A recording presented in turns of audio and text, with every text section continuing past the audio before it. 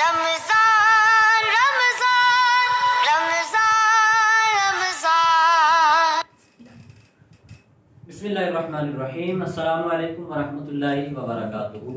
انعام رمضان ٹرانسمیشن کے ایپیسوڈ 19 میں تمام ناظرین کو خوش آمدید کہتا ہوں۔ محترم ناظرین، اس طرح کہ آپ کو معلوم ہے کہ روزانہ ایک نئے ٹاپک کے ساتھ حاضر خدمت ہوتے ہیں، آج بھی اسی طرح ایک نئے موضوع کے ساتھ حاضر خدمت ہیں۔ اور اس سے پہلے آپ کو بتاتا چلوں کہ ہمارے آج کے پروگرام میں جو مہمان شخصیت تشریف لا رہی تھیں، رائے محمد اسحاق بدر اتاری صاحب البتر پبلک ہائی اسکول کے کنٹرولر، جس طرح پیج پر پہلے بھی ہم نے پوسٹ اپلوڈ کی تھی، اطلاع دے دی گئی تھی کہ کل آج کے پروگرام میں وہ تشریف لائیں گے، اور آج کا جو موضوع تھا وہ بھی لکھا ہوا تھا، مینشن کیا ہوا تھا، لیکن آج کچھ موسمی خرابی کی وجہ سے وہ تشریف نہیں لا سکے، تو اس لیے آج کے جو ہماری مہمان شخصیت ہیں وہ میرے ساتھ تشریف فرمائیں انشاءاللہ عزوجل۔ آج کا جو موضوع ہے وہ بھی آپ کو بتاؤں گا، اور ان کا تعارف آپ پہلے بھی جانتے ہیں، اس سے پہلے بھی کئی ٹرانسمیشن کا حصہ بن چکے ہیں۔ علامہ احمد رنفی صاحب، السلام علیکم ورحمۃ اللہ۔ وعلیکم السلام ورحمۃ اللہ وبرکاتہ۔ حضور مزاج کیسے ہیں؟ الحمدللہ علی کل حال، ماشاءاللہ۔ تو محترم ناظرین، آج کے ہمارے پروگرام کا جو موضوع ہے وہ ہے انداز زندگی۔ ایک مسلمان، اور اگر مسلمان کو دیکھیں تو یہاں پہ مختلف آگے کیٹیگریز آ جاتی ہیں، مختلف شعبہ زندگی کے لوگ ہیں، اور ایک اگر خاندان کو دیکھا جائے مسلمان کے بعد، اگر اس کی پارٹیشن کی جائے تو اس میں ایک خاندان میں باپ، بیٹا، ماں، بہن اور ایک گھر کا سربراہ، یا پھر ایک محکمے کا جو بڑا سربراہ ہوتا ہے، ایک کمپنی ہوتی ہے اس کا ایک بڑا ہیڈ ہوتا ہے، ایک ادارہ ہوتا ہے اس کا ایک کنٹرولر ہوتا ہے۔ تو اس طرح یہ مختلف پارٹیشن کی جائے تو یہ مختلف افراد اس میں آ جاتے ہیں۔ تو اب ایک ان سب افراد کا اپنا اپنا ایک الگ الگ طرز زندگی ہوتا ہے۔ کوئی ایک شعبہ جو تعلیم سے تعلق رکھتا ہے اس کا اپنا ایک الگ انداز ہوگا، میرا بھی ایک زندگی گزارنے کا انداز ہے، اور آپ کا بھی اپنا ایک زندگی گزارنے کا انداز ہے۔ محترم ناظرین، آج کے اس موضوع پر انشاءاللہ ہم گفتگو کا آغاز کرتے ہیں۔ تو سب سے پہلے علامہ صاحب کی طرف ہم بڑھتے ہیں اور پہلا سوال آج کے پروگرام میں رکھتے ہیں۔ اچھا علامہ صاحب، سب سے پہلے طرز زندگی، انداز زندگی جو آج کے ہمارے پروگرام کا موضوع ہے، اس میں جو بنیادی سوال تو یہ ہے کہ رب تعالیٰ کے قرآن نے ہمیں کیا طرز زندگی دیا ہے؟ کیا قرآن پاک میں کس طرح سے ہمیں ہماری رہنمائی کی گئی ہے؟ زندگی گزارنے کا طریقہ کیسا ہونا چاہیے؟ ہمارا انداز زندگی کیسا ہونا چاہیے؟ قرآن پاک میں اس حوالے سے ہماری کیا رہنمائی کی گئی ہے؟ نحمدہ ونصلی ونسلم علی رسولہ الکریم، اما بعد فاعوذ باللہ من الشیطان الرجیم، بسم اللہ الرحمن الرحیم، صلاۃ و سلام علیک یا سیدی یا رسول اللہ وعلی آلک و اصحابک یا سیدی یا حبیب اللہ۔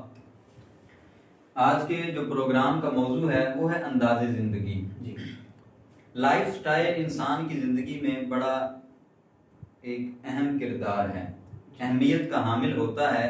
ہر انسان جو جس شعبے سے بھی تعلق رکھتا ہے وہ کامیاب ہونا چاہتا ہے، وہ زندگی کے اندر کامیابی کو سمیٹنا چاہتا ہے، کامیابی حاصل کرنا چاہتا ہے۔ اب کامیابی کے اندر بھی مختلف کیٹیگریز ہیں، نیکی کے اندر بھی انسان کامیاب ہونا چاہتا ہے، اور کچھ انسان ایسے ہوتے ہیں وہ برائی کے اندر کامیاب ہونا چاہتے ہیں۔ تو کامیابی یہ انسان کی کہہ لیں کہ عادت ہے، انسان کی طبیعت ہے، انسان کی فطرت کے اندر اللہ تعالیٰ نے کامیابی کو رکھا ہوا ہے۔ ہر انسان کی خواہش ہوتی ہے کہ وہ دنیا کے اندر کامیاب ہو، کسی شعبے سے بھی تعلق رکھنے والا کوئی بھی انسان ہو، وہ اپنے آپ کو ایک کامیاب لیول پر، ایک کامیاب سٹیج پر دیکھنا چاہتا ہے۔ ویسے بھی کون چاہتا ہے کہ ناکامی ہو؟ لیکن جو ناکام ہے وہ بھی اپنے آپ کو کامیاب دیکھنا چاہتا ہے۔ جو ناکام ہے وہ بھی ناکامی کو تسلیم نہیں کرتا، وہ بھی اپنے آپ کو کامیاب دیکھنا چاہ رہا ہوتا ہے۔ تو اس اعتبار سے ہمارے سامنے ایک روڈ میپ ہونا چاہیے، ایک پلان ہونا چاہیے کہ ہم زندگی کس طرح سے گزاریں، اور ایک مسلمان کا انداز زندگی کیسا ہونا چاہیے۔ تو اس پر انشاءاللہ کچھ گفتگو کرتے ہیں۔ سب سے پہلے تو دو باتیں ہمیں ذہن نشین کر لینی چاہیے کہ ایک انسان کی اپنی زندگی ہے، اور ایک ہے دوسروں کی انسان کے ساتھ وابستہ زندگی۔ تو یہ دونوں معاملات انسان کو جو ہے وہ ساتھ ساتھ لے کے چلنے پڑتے ہیں. اپنا جو لائف سٹائل ہے اس کو بھی اچھا کرنا یہ انسان کے ذمہ ہے، اور جو معاشرتی طور پر ایک لائف سٹائل ہوتا ہے، معاشرے کا جو انداز زندگی ہوتا ہے، معاشرہ پورا کس طرح چل رہا ہے، تو اس پر بھی ہمیں جو ہے وہ غور کرنا چاہیے. تو آپ نے جو سوال کیا کہ قرآن میں ہمیں زندگی گزارنے کا انداز کیسا بتایا گیا ہے، تو سب سے پہلے ایک مثال آپ کے سامنے رکھوں گا کہ کوئی بھی کمپنی اپنی پروڈکٹ جو متعارف کرواتی ہے، مثال کے طور پر کوئی مائکرو فون ہے، کوئی موبائل فون ہے، کوئی بھی پروڈکٹ ہے، تو جب وہ کمپنی متعارف کرواتی ہے، جب وہ پروڈکٹ مارکیٹ کے اندر آتی ہے تو ساتھ ہی اس کے ایک چھوٹی سی کاپی رکھی ہوتی ہے، جس کاپی کے اوپر اس پروڈکٹ کو استعمال کرنے کا پورا طریقہ لکھا ہوتا ہے کہ کون کون سے اصول ہیں جن اصولوں کے تحت آپ اس مائکرو فون کو یا ہماری اس پروڈکٹ کو استعمال کر سکتے ہیں. جی. تو اسی طرح انسان یہ اللہ تعالیٰ کی بنائی ہوئی مخلوق ہے، یہ اللہ کی مخلوق ہے، تو انسان کو زندگی کس طرح سے گزارنی ہے اس کے لیے بھی اللہ تعالیٰ نے ہمیں ایک کاپی دی ہے، ہمیں ایک کتاب دی ہے. وہ کتاب ہے قرآن مبین. قرآن مبین یہ اللہ عز و جل کی جو کتاب ہے، اس کتاب کے اندر اللہ تعالیٰ نے زندگی گزارنے کے تمام اصولوں کو بیان کر دیا. اور جس طرح ایک کمپنی وارن کرتی ہے اپنے کسٹمر کو کہ اگر ان اصولوں سے ہٹ کر آپ ہماری پروڈکٹ کو استعمال کریں گے تو پھر آپ کو فلاں نقصان کا سامنا کرنا پڑ سکتا ہے. تو اسی طرح قرآن پاک کے اندر بھی اللہ تعالیٰ نے جہاں زندگی گزارنے کے اصول بتائے ہیں تو وہاں کچھ چیزوں سے ہمیں متنبہ بھی کیا ہے، ہمیں وارن بھی کیا ہے کہ اگر اس طور پر تم زندگی گزارو گے تو پھر کامیاب زندگی ہے، اور اگر ان اصولوں سے ہٹ جاؤ گے تو پھر تم زندگی کے اندر کامیاب نہیں ہو سکتے، ناکام ہو جاؤ گے. اور وہ معیار کیا ہے، وہ زندگی گزارنے کا انداز کیا ہے، وہ قرآن کے اندر اللہ تعالیٰ نے ارشاد فرمایا اطیعوا اللہ و اطیعوا الرسول. ارشاد فرما دیا کہ اے ایمان والو اللہ اور اس کے رسول کی اطاعت کرو. تو گویا میں یوں کہوں کہ انسان کا، ایک مسلمان کا انداز زندگی، اگر یہ سوال ہو کہ ایک مسلمان کا انداز زندگی کیسا ہونا چاہیے، تو اس کا جواب یہ ہوگا کہ ایک مسلمان کا انداز زندگی اللہ اور اس کے رسول کی اطاعت والا ہونا چاہیے. اللہ اور اس کے رسول کے بتائے ہوئے طریقے پر جب بندہ چلتا ہے تو یہی اس کا انداز زندگی بن جاتا ہے، یہی اس کا لائف سٹائل بن جاتا ہے.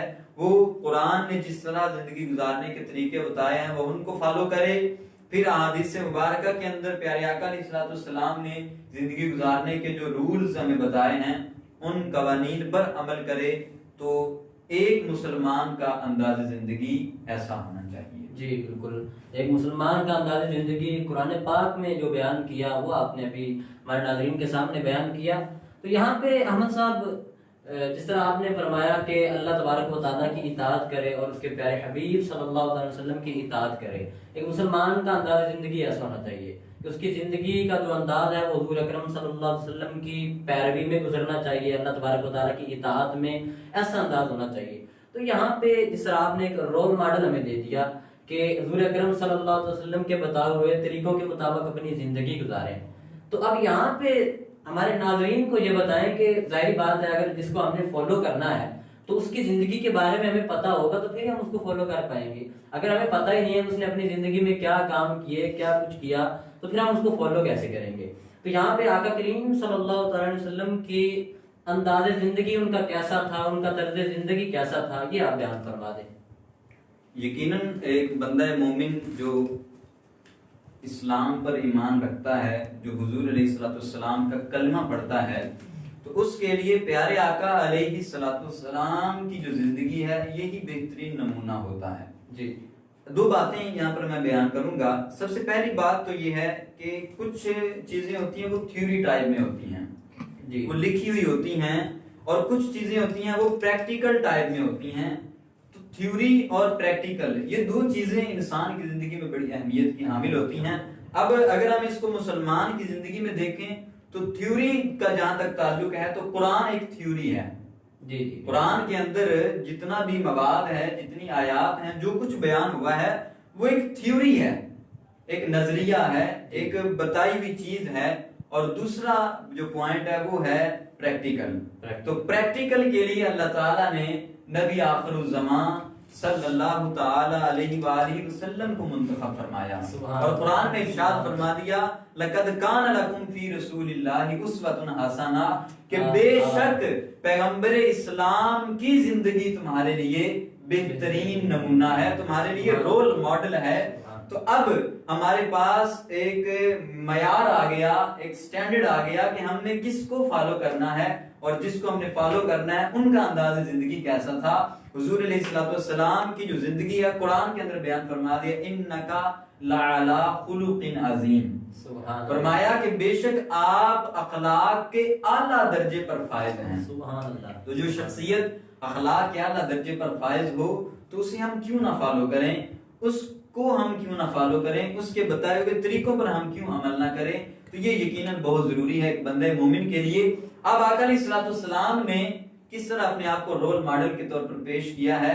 دیکھیے بندہ جس کام کی کسی کو ترغیب دلاتا ہے پہلے اس پر بندہ خود عمل کرتا ہے۔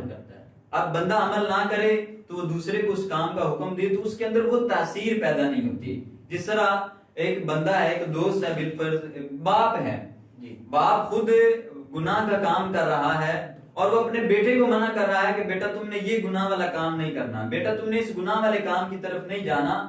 تو اب یہ جو باپ ترغیب دلا رہا ہے تو یہ بیٹے پر اثر انداز نہیں ہو سکتی، یہ بیٹے کے لیے پر تاثیر نہیں ہو سکتی۔ کیوں؟ کیونکہ باپ خود وہ کام کر رہا ہے۔ تو آقا علیہ الصلوۃ والسلام کی جو تمام زندگی ہے، جو پوری کی پوری زندگی ہے، وہ ایک بندہ مومن کے لیے رول ماڈل ہے۔ ایک واقعہ میں آپ کے سامنے رکھوں گا۔ حضور علیہ الصلوۃ والسلام کا شانہ اقدس میں آرام فرما ہے۔ حضور اکرم صلی اللہ تعالی علیہ وسلم اپنے گھر کے اندر آرام فرما رہے ہیں، اور انداز کیسا ہے، کھجور کی چٹائی پر آپ آرام فرما رہے ہیں، اور آپ کے جسم اقدس پر صرف ایک تہبند ہے، تو تہبند کی وجہ سے آپ کا جو پشت مبارک ہے، کھجور کی چھال پر آپ آرام فرما رہے ہیں، تو پشت مبارک پر جو کمر مبارک ہے اس پر کھجور کے نشانات پڑ جاتے ہیں۔ اب دیکھیں امام الانبیاء ہو کر ایک کھجور کی چٹائی پر آرام فرما رہے ہیں، تو جہاں ہم غربت کا شکوہ کرتے ہیں، غربت کا رونا روتے ہیں، ہم نے تو وہ چٹائی بھی نہیں دیکھی ہوگی وہ کس طرح کی تھی۔ تو جہاں ہم غربت کا شکوہ کرتے ہیں، جہاں ہم غربت کا دعویٰ کرتے ہیں، تو پھر حضور علیہ الصلوۃ والسلام کی زندگی کو دیکھنا چاہیے کہ اتنی زیادہ غربت کے باوجود بھی آپ نے زبان پر کبھی شکوہ نہیں لائے، زبان پر شکوائے رنج و الم لایا نہیں کرتے، زبان پر شکوائے رنج و الم لایا نہیں کرتے، نبی کے نام لیوا غم سے گھبرایا نہیں کرتے۔ سبحان اللہ۔ آقا علیہ الصلوۃ والسلام آرام فرما ہیں، تو حضور اکرم صلی اللہ تعالی علیہ وسلم بہت ہی پیارے صحابی حضرت عمر فاروق اعظم رضی اللہ تعالی عنہ حاضر خدمت ہوتے ہیں۔ جب حضور اکرم صلی اللہ تعالی علیہ وسلم کو آپ کھجور کی چھال پر آرام کرتے ہوئے دیکھتے ہیں، تو جیسے ہی دیکھا کہ حضور اکرم صلی اللہ تعالی علیہ وسلم کے کاشانہ اقدس پر کھجور کی چھال کے بڑے بڑے نشان پڑے ہوئے ہیں، تو حضرت عمر رضی اللہ تعالیٰ عنہ کی آنکھوں سے آنسو چھلک آتے ہیں، رونے لگ جاتے ہیں کہ کہاں وہ کیسر و کسرا کہ جو ریشم اور مخمل اور حریر پر زندگیاں گزارنے والے، اور کہاں امام الانبیاء کہ تمام کائنات آپ علیہ الصلوۃ والسلام کے قبضے میں اللہ تعالیٰ نے دے دیا، پوری کائنات کے جو خزانے ہیں ان کی کنجیاں حضور علیہ الصلوۃ والسلام کے قبضے میں اللہ تعالیٰ نے دی ہیں، لیکن زندگی گزارنے کا انداز کتنا سادہ ہے کہ کھجور کی چٹائی کے اوپر آرام فرما رہے ہیں۔ حضرت عمر رضی اللہ تعالیٰ عنہ کی آنکھوں سے جب آنسو آتے ہیں تو حضور علیہ الصلوۃ والسلام استفسار فرماتے ہیں کہ عمر تم کیوں رو رہے ہو؟ تو حضرت عمر نے یہی وجہ بیان فرمائی کہ یا رسول اللہ کتنی غربت ہے، کیسے حالات ہیں کہ کھجور کی چھال پر آرام فرمانا پڑ رہا ہے۔ تو سبحان اللہ، حضور علیہ الصلوۃ والسلام نے ارشاد فرمایا کہ اے عمر دنیا کی زندگی چاہتے ہو یا آخرت کی زندگی چاہتے ہو؟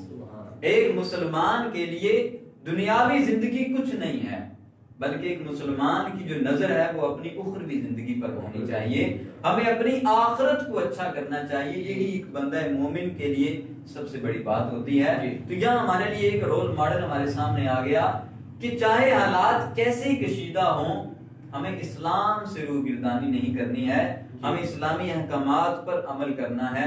یہی آقا علیہ الصلوۃ والسلام کی زندگی سے ہمیں درس اور سبق ملتا ہے۔ اور دوسری بات علی بھائی یہاں پر یہ ہے کہ جب بندہ کسی سے کچھ سیکھتا ہے تو سیکھنے کے انداز تین ہوتے ہیں، تین انداز سے بندہ زندگی سے کچھ نہ کچھ، زندگی کے اندر کچھ نہ کچھ سیکھتا ہے۔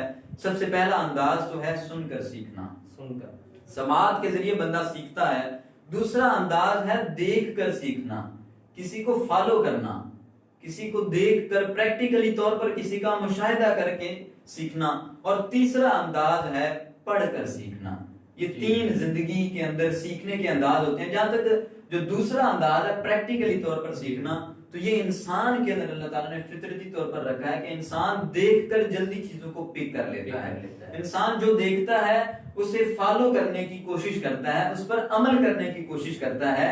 جانوروں کے اندر، پرندوں کے اندر، دوسری مخلوق کے اندر یہ سینس نہیں ہے۔ ایک کوے کی مثال دیتا ہوں، کوا اگر لاہور کا ہے تو وہ بھی کائیں کائیں ہی کرتا ہے، اس کا رنگ بھی سیاہ ہی ہوگا۔ اور اگر کراچی کا یا پاک پتن کا کوا ہے یا کسی اور شہر کا ہے تو اس کا لباس اور اس کا جو انداز ہے اس کا رنگ بھی کالا ہی ہے اور وہ بھی کائیں کائیں کر کے ہی بولتا ہے۔ تو یہ جانور اور پرندے جو ہے وہ اپنے آپ کو اس طرح چینج نہیں کرتے جس طرح انسان کسی کو دیکھ کر اپنا انداز زندگی بدل لیتا ہے۔ بالآخر ہمیں آقا علیہ الصلوۃ والسلام کی زندگی کو سامنے رکھنا ہے، ان کی زندگی کے مطابق اپنی زندگی گزارنی ہے۔ جب ہم ان کی زندگی کے مطابق اپنی زندگی گزاریں گے تو قرآن کی اس آیت پر بھی عمل ہو جائے گا، لَقَدْ كَانَ لَكُمْ فِي رَسُولِ اللَّهِ أُسْوَةٌ حَسَنَةٌ اور اطیعوا اللہ واطیعوا الرسول، ان آیتوں پر بھی عمل ہو جائے گا، ہماری دنیا بھی اچھی ہو جائے گی اور آخرت کے اندر بھی ہم کامیاب ہو جائیں گے۔ جی ماشاءاللہ۔ اچھا ہم سب یہاں پہ آپ نے یہ جو آخر میں تقریباً بات کی کہ انسان جو سیکھتا ہے کسی سے وہ تین ذریعوں سے سیکھتا ہے، تین طریقوں سے سیکھتا ہے۔ اس میں ایک آپ نے یہ بیان کر دیا کہ سن کے سیکھتا ہے، دوسرا آپ نے یہ بیان کیا کہ پڑھ کے سیکھ لیتا ہے، تیسرا بندہ کسی کو دیکھ کر سیکھتا ہے۔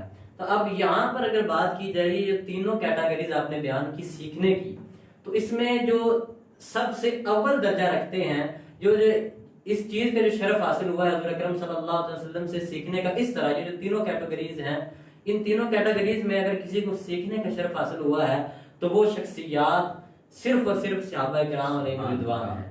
وہ صرف صحابہ کرام علیہ رضوان ہیں جنہوں نے یہ تینوں کام کیے۔ وہ کیسے؟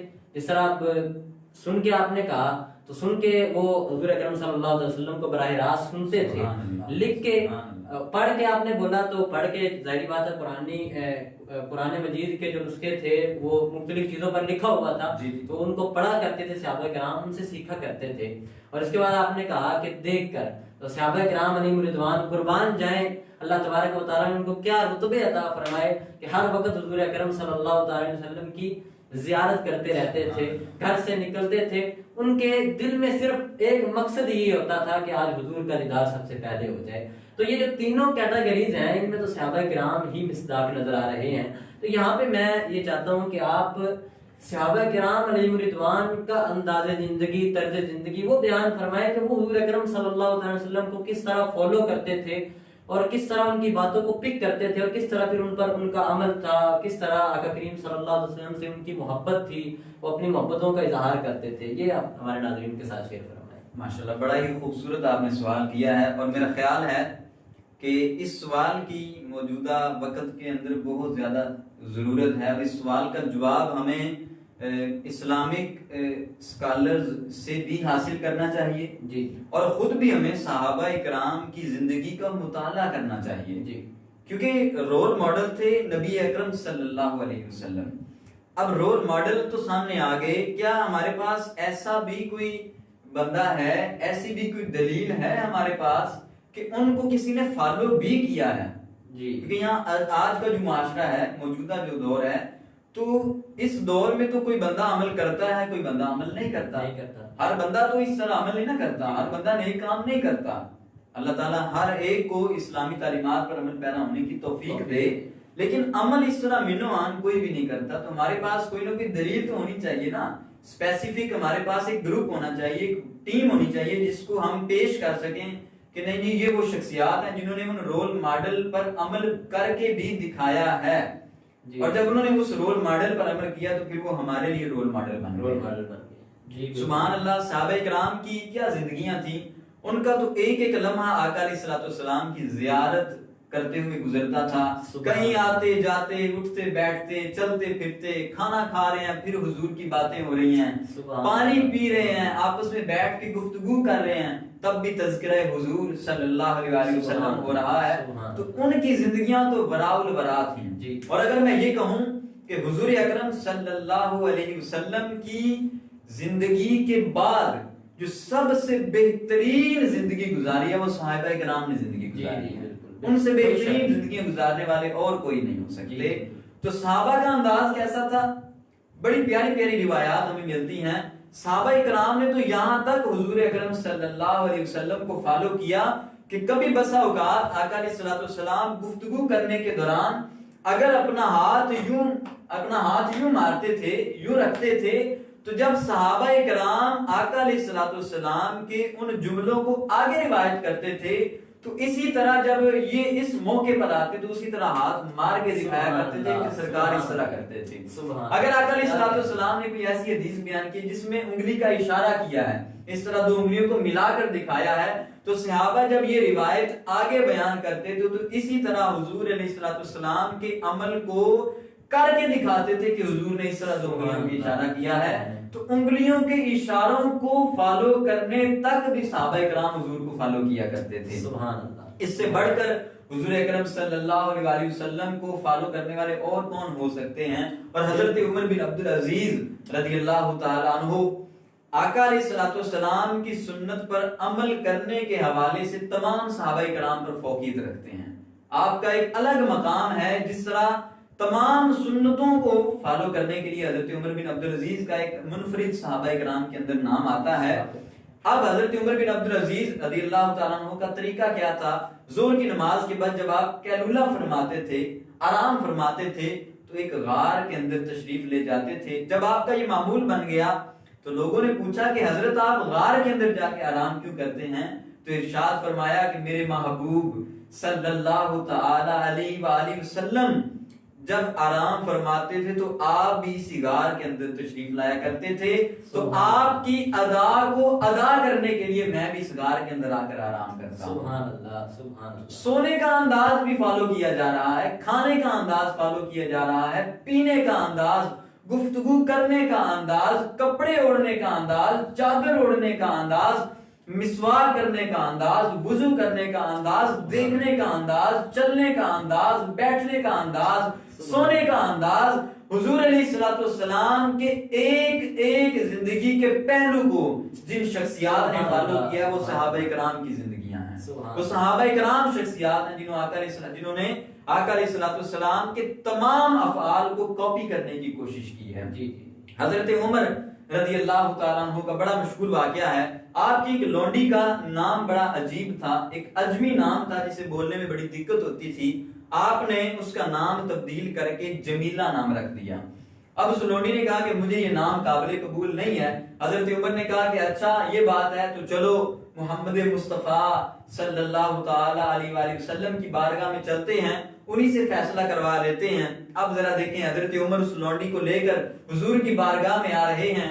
حضور علیہ الصلوۃ والسلام نے جیسے اس لونڈی کو اپنی طرف آتے ہوئے دیکھا تو فوراً کہا کہ تو جمیلہ ہے، تو جمیلہ ہے. بس آپ علیہ الصلوۃ والسلام کا یہ فرمانا تھا. حضرت عمر نے اس لونڈی سے کہا کہ اب دنیا زیر و زبر ہو سکتی ہے مگر تمہارا نام کبھی تبدیل نہیں ہو سکتا. اس کی وجہ کیا ہے؟ وجہ یہ ہے کہ یہ نام میرے محبوب اقدس صلی اللہ تعالی علیہ وآلہ وسلم کی زبان اقدس پر جاری ہو چکا ہے.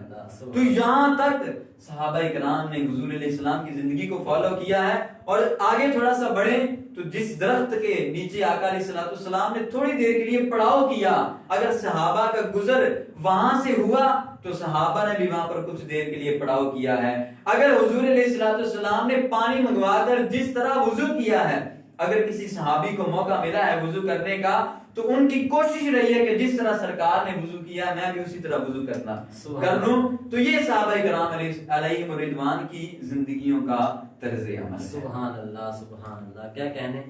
اچھا، شروع میں ہم نے قرآن پاک کو لیا کہ قرآن پاک میں انداز زندگی کیا بیان ہوا ہے، قرآن پاک اس حوالے سے ہماری کیا رہنمائی کرتا ہے. اس کے بعد حضور اکرم صلی اللہ علیہ وسلم ان کا طرز زندگی کیسا تھا، انہوں نے اپنی زندگی کو کیسے گزارا. پھر صحابہ کرام علیہم رضوان نے حضور اکرم صلی اللہ علیہ وسلم کے طریقوں کو کس طرح فالو کیا، ان پر کس طرح عمل پیرا ہوئے. یہ اب صحابہ کرام کی بات ہوئی. تو یہ ایک چلے دینی طور پہ ہم نے گفتگو کر لی، اسلامی تعلیمات کو بیان کیا. اب میں چاہ رہا ہوں کہ ذرا تھوڑا دنیاوی امور کی طرف آتے ہیں کہ ہمیں جو دنیاوی امور ہیں، ہمارے جو معاملات ہیں، دنیا کے معاملات، ان کو کس طرح ہمیں گزارنا چاہیے. زندگی ہمیں اپنی زندگی کو کیسے گزارنا چاہیے. ہمارے ناظرین کو ذرا اس حوالے سے آپ ہمارے ناظرین کے ساتھ رہنمائی. جی، اس حوالے سے دو باتیں میں عرض گزار کروں گا اور مختصر ہی بیان کر دیتا ہوں کہ وقت بھی شاید مکمل ہونے والا ہے. سب سے پہلی بات تو دنیاوی طور پر اگر ہم زندگی گزار رہے ہیں تو اس میں پہلا فیکٹر آتا ہے ہماری اپنی تربیت کیسی ہے، ہماری اپنی تربیت کس طرح کی ہوئی ہے. کیونکہ جیسی کسی انسان کی تربیت ہوتی ہے ویسا ہی اس کا لائف سٹائل ہوتا ہے، ویسا ہی اس کا انداز زندگی ہوتا ہے. تو ہم اس کو جس طرح چلنا سکھاتے ہیں وہ ویسے ہی چلنا سیکھ جاتا ہے. ہم پانی پینے کے لیے جس طرح کے الفاظ بولتے ہیں وہ ویسے الفاظ بولنا شروع کر دیتا ہے. ہم روٹی کو جس طرح پکارتے ہیں بچے کو سکھانے کے لیے تو بچہ بھی وہی چیز کاپی کر رہا ہوتا ہے. تو سب سے پہلا فیکٹر تو اس حوالے سے ہے ہماری تربیت، کہ ہماری تربیت کس طرح کی ہو رہی ہے. تو ہماری تربیت اگر اچھے پہلوؤں پر ہوئی ہے، اچھی بنیادوں پر ہوئی ہے تو پھر ہمارا جو انداز زندگی ہے وہ بھی بڑا کمال کا ہوگا. اور دوسرا فیکٹر علی بھائی اس کے اندر یہ آتا ہے کہ تربیت کرنے والا کیسا تھا. جی، تربیت کرنے والے کی کیا خود بھی تربیت ہوئی تھی یا نہیں ہوئی تھی. تو یہ بھی دوسرا فیکٹر بڑا قابل غور ہے، بڑا ہی اہم ہے کہ تربیت کرنے والا کیا خود بھی تربیت یافتہ ہے یا نہیں ہے، کیا خود بھی وہ اسلامی تعلیمات پر عمل پیرا ہوتا ہے یا نہیں ہوتا، کیا وہ بھی قرآن و سنت کے مطابق اپنی زندگی گزار رہا ہے یا گناہوں بھری زندگی گزار رہا ہے. تو تربیت کرنے والا جیسا ہوتا ہے، جس کی تربیت ہو رہی ہوتی ہے وہ بھی ویسا ہی بن جاتا ہے. کیونکہ میں نے پہلے بھی بات بیان کی ہے کہ بندہ جو ہے وہ کسی کو فالو کرتا ہوا، بندہ کسی کو دیکھ کر جس قدر فالو کرتا ہے کسی اور طرح سے جو ہے وہ فالو نہیں کر سکتا. تو اس میں تربیت کا بڑا اہم فیکٹر ہے. ہماری تربیت اچھی بنیادوں پر ہونی چاہیے. ہماری اولاد کی، ہمارے بچوں کی، ہماری قوم کی، ہماری نوجوان نسل کی تربیت اچھی بنیادوں پر ہوگی تو انشاءاللہ ہم اچھے کاموں کی طرف بڑھ جائیں گے. اور دوسرا فیکٹر ہے تربیت کرنے والے. تو اگر معاشرے کے اندر اصلاح کرنے والے، معاشرے کی تربیت کرنے والے، معاشرے کے اندر انقلاب برپا کرنے والے اگر اچھے افراد ہوں گے، اگر ہمارے وہ اچھے ہیروز ہوں گے تو اس حوالے سے بھی ہمارا جو انداز زندگی ہے وہ اچھا ہو جائے گا. اگر تربیت کرنے والے اچھے نہیں ہوں گے، تربیت کرنے والوں کے اندر خود کچھ کمی رہ جائے گی تو پھر ہماری جو قوم ہے ان کے اخلاق کے اندر، ان کی تربیت کے اندر بھی کمی رہ جائے گی. تو یہ آپس میں جو ہے وہ بڑا ایک اہم کمبینیشن ہے. اگر ہم اپنے بزرگان دین کو دیکھیں تو وہ بھی بڑے خوبصورت پہلوؤں پر، بڑی خوبصورت بنیادوں پر اپنے معاشروں کی تربیت کیا کرتے تھے. اور جب وہ خود اچھے ہوتے تھے تو پھر ان کے معاشرے بھی اچھے ہوتے تھے. جب وہ خود اچھے حکمران تھے تو پھر ان کی جو عوام تھی، ان کی جو کہہ لیں کہ رعایا تھی وہ بھی خوبصورت تھی، وہ بھی بڑی اچھی تھی. حضرت عمر رضی اللہ تعالیٰ عنہ بہترین حکمران تھے تو آپ نے آگے جو حکمرانی کی ہے وہ بھی خوبصورت انداز میں کی ہے اور آپ کی رعایا بھی اتنی بہترین انداز میں چلی. حضرت عمر بن عبدالعزیز رضی اللہ تعالیٰ عنہ، ان کا اپنا طرز زندگی حضور علیہ السلام سے بالکل ملتا جلتا تھا اور طرز زندگی میں انہوں نے حضور کو فالو کیا ہے اور طرز حکومت کے اندر انہوں نے حضرت عمر رضی اللہ تعالیٰ عنہ کو فالو کیا ہے. تو دونوں بڑی کمال کی شخصیات ہیں اور دونوں کمال کی شخصیات کو فالو کیا تو پھر یہ بھی عمر ثانی کے لقب سے ملقب کیے گئے ہیں. تو ان کا بھی اپنا ہی ایک انداز تھا حکومت کرنے کا. تو ہمارے بڑے، ہمارے حکمران، ہمارے مسلح، ہمارے مربی، وہ جس قدر اچھے انداز والے ہوں گے، اچھی تربیت والے ہوں گے، تو انہی کی وجہ سے معاشرہ بھی اچھا بن جائے گا، پوری قوم اچھی بن جائے گی، پوری ریاست اچھی بن جائے گی، اور پوری رعایا جو ہے وہ اچھی بن جائے گی. معاشرے کا بچہ بچہ اسلامی تعلیمات پر عمل پیرا ہونے والا بن جائے گا. تو انداز زندگی ہمارا قرآن و سنت کے مطابق رہے گا. تو اسی میں ہماری بھی فلاح ہے، اسی میں پورے معاشرے کی فلاح. یہاں پہ مجھے آپ نے وہ حضرت عمر رضی اللہ تعالیٰ عنہ، حضرت عمر بن عبد العزیز ان کی بات کی، تو یہاں پہ میرے ذہن میں یہ سوال آ گیا کہ اکثر ہمارے ناظرین کو بھی شاید اس بات کا پتہ نہیں ہے. عمر بن عبد العزیز یہ جو نام ہے، ظاہری بات ہے ان کا بھی ایک بہت بڑا نام ہے. حضور کی زندگی کو فالو کیا، انہوں نے اپنے آپ کو ڈھالا، مکمل اپنا طرز زندگی اس طرح بنایا جس طرح حضور اکرم صلی اللہ علیہ وسلم کا تھا. تو یہ صحابی تھے یا تابعین میں ان کا نام آتا ہے؟ ہاں، یہ یہاں پر تھوڑا سا کنفیوژن ہو جاتی ہے جب حضرت عمر بن عبد العزیز کا نام آتا ہے. تو حضرت عمر بن عبد العزیز رحمۃ اللہ تعالی علیہ یہ صحابی نہیں تھے. ان کا شمار تابعین میں ہوتا ہے اور اخیر تابعین میں ان کا شمار ہوتا ہے. لیکن چونکہ ان کا جو طرز زندگی تھا وہ حضور اکرم صلی اللہ علیہ وسلم جیسا تھا، اور طرز حکومت حضرت عمر فاروق اعظم رضی اللہ تعالیٰ عنہ جیسا تھا، تو اس لیے یہ آپس میں بالکل مشابہت رکھتے ہیں. ان کی حکومت کے اندر جس طرح اسلام تیزی سے پھیلا، جس طرح ہر طرف خوشحالیاں آئیں، جس طرح اسلامی ریاستیں بننا شروع ہوئیں اور پھر ریاست کے قوانین مرتب ہوئے، تو سیم حضرت عمر بن خطاب رضی اللہ تعالیٰ عنہ نے جو اصول و قوانین معاشرے کے اندر نافذ کیے تھے، تو حضرت عمر بن عبد العزیز رحمۃ اللہ تعالیٰ علیہ نے بھی انہی کی طرز حکومت پر اپنی حکومت کو چلایا تھا. اسی وجہ سے علماء کرام نے حضرت عمر بن عبد العزیز کو عمر ثانی کا لقب عطا فرمایا ہے. جی قبلہ، بہت بہت شکریہ آپ کا. اللہ تبارک و تعالیٰ آپ کو سلامت رکھے. آپ نے آج گفتگو فرمائی ہمارا طرز زندگی کیسا ہونا چاہیے، قرآن و حدیث کی روشنی میں صحابہ کرام کا طرز زندگی کیسا تھا اس کو بیان کیا. اور حقیقت بات تو یہ ہے کہ حضور اکرم صلی اللہ تعالیٰ علیہ وسلم کی زندگی کو اگر بیان کرنا شروع کریں تو وہ ہم جتنا ہمارا وقت ہوتا ہے تو ان کی زندگی کے پہلوؤں کو ہم اتنے سے وقت میں ان کا احاطہ نہیں کر سکتے. کیونکہ ظاہری سی بات ہے یہ تو صرف آدھا گھنٹہ 30 35 40 منٹ زیادہ سے زیادہ ہوتے ہیں، اتنی دیر کے لیے گفتگو ہوتی ہے. اور حضور اکرم صلی اللہ تعالی علیہ وسلم کی زندگی، ان کے زندگی کے پہلو، وہ تو ہماری زندگیاں ختم ہو جائیں گی لیکن ان کے اوصاف کو ہم بیان نہیں کر سکتے. اللہ تبارک و تعالیٰ آج جو کچھ ہم نے سنا، حضور اکرم صلی اللہ تعالی علیہ وسلم کا طرز زندگی کیسا تھا، اس کے بعد صحابہ کا طرز زندگی کیسا تھا، اللہ تعالیٰ ہمیں حضور اکرم صلی اللہ تعالی علیہ وسلم کے اسوہ حسنہ پر عمل پیرا ہو کر دوسروں تک بھی اس پیغام کو پہنچانے کی توفیق عطا فرمائے. آمین بجاہ النبی الامین صلی اللہ تعالی علیہ وآلہ وسلم. اللہ تبارک و تعالی ہم سب کا حامی و ناصر ہو. اللہ نگہبان. رمضان